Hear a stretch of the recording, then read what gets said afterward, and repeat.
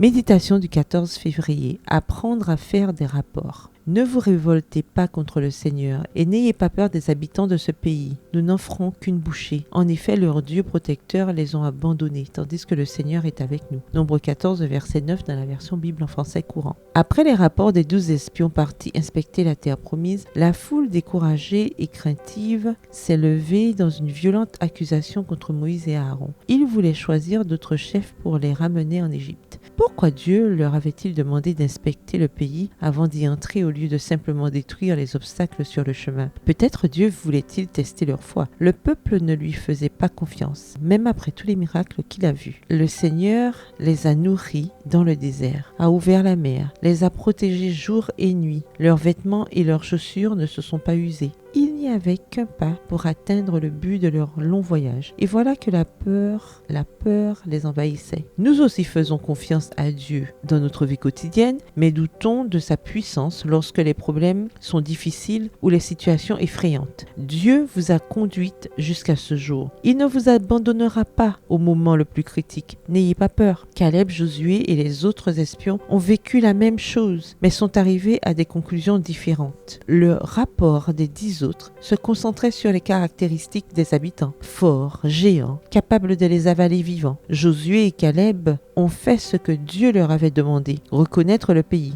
voir Nombre 13, verset 2. Et ils ont rapporté qu'il y coulait du lait et du miel, que les grains de raisin y étaient gigantesques. Les 10 espions ont comparé leur personne et leur peur aux géants, tandis que c'est à Dieu que Josué et Caleb les ont comparés. Face à la divinité, les géants étaient si petits et si faibles qu'ils pouvaient n'en faire qu'une bouchée. Aller à l'encontre de la majorité n'est pas facile. Il faut de la conviction, mais surtout de la confiance en Dieu. La foule a décidé de croire la majorité et a rejeté les conseils de Josué et Caleb, parlant même de les lapider, limitant ainsi la puissance de Dieu à leurs doutes. Ne rejetez pas les avertissements qui ne vous plaisent pas. Évaluez-les avant de réagir hâtivement. Comparez-les avec la Bible. Vous pourriez rejeter un message de Dieu. Voilà jusqu'où vont les hommes qui se livrent à l'incrédulité, c'est-à-dire à l'influence de Satan. Rappelez-vous, comparé à Dieu, vos obstacles ont la même taille qu'une bouchée. Bonne journée, que l'Éternel vous bénisse.